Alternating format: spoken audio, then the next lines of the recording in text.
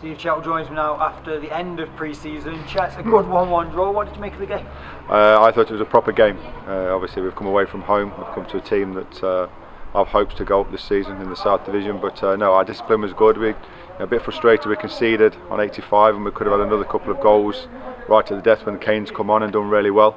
But overall a good workout. Like I say, pre-season's come to an end and we get ready for Warrington. It's been an extremely long pre-season. What's it been like for you as a manager? Stop, start, stop, start?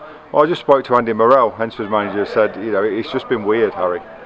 We came back, did 3 weeks, we had to stop, we didn't know why we were training, we couldn't do anything in groups, we couldn't do contact training, and the last 7 weeks of our programme we've stuck to, with the games programme included, and like I say, it's concluded today, the games programme, with a really good football match here at Hednesford.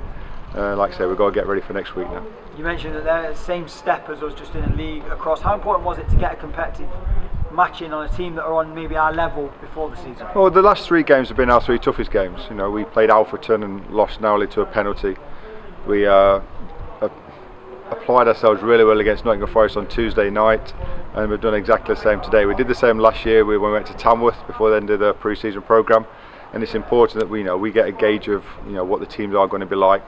We know the teams that are going to be in our league because we played them all last season, but it's important we play to our level. Another game today where you've got a lot of minutes into a lot of players' legs, and you've mentioned Kane Richards. How important was it to get him back on the pitch in more minutes? Yeah, well, I spoke in the last interview, it's tiny steps with Kane. Kane's itching to go, and we've had to limit him to 20 minutes Tuesday. We gave him half an hour today. Listen, he's not ready to start a game, and if he did start a game, half time would probably be his maximum, so we've got to look after him properly.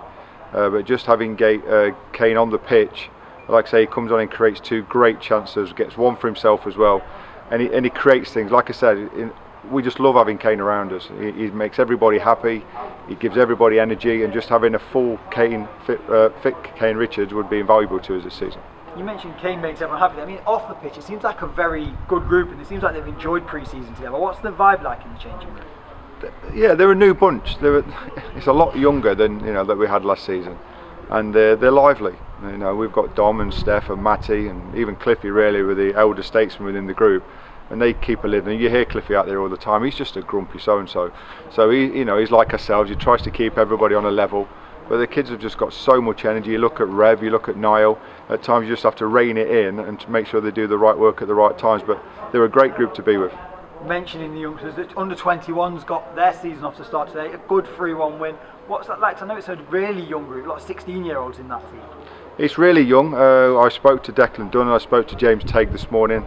They needed minutes to play, and this 21s group has been fantastic for them today. They've played 90 minutes and they've helped. I've just come off the phone to Josh and he said they were fantastic with the group as well. But like you say, we had, I think, the 3 goal scorers again. This were all our academy players.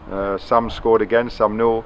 Rory Harrison scored, Jacob Taylor's got another goal, and like I say, the future's looking bright. We've got to keep looking after these kids and keep giving them a taster of first team football, like we have with Macca, like we have with Wade.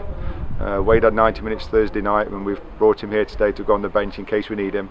But their season starts in earnest on Wednesday as well in the college leagues as well. So it's going to be a long year for them. Their workload's a lot bigger than what they're used to, and we've just got to make sure we look after them properly. It's a bright group in that under-21 setup. How many of them?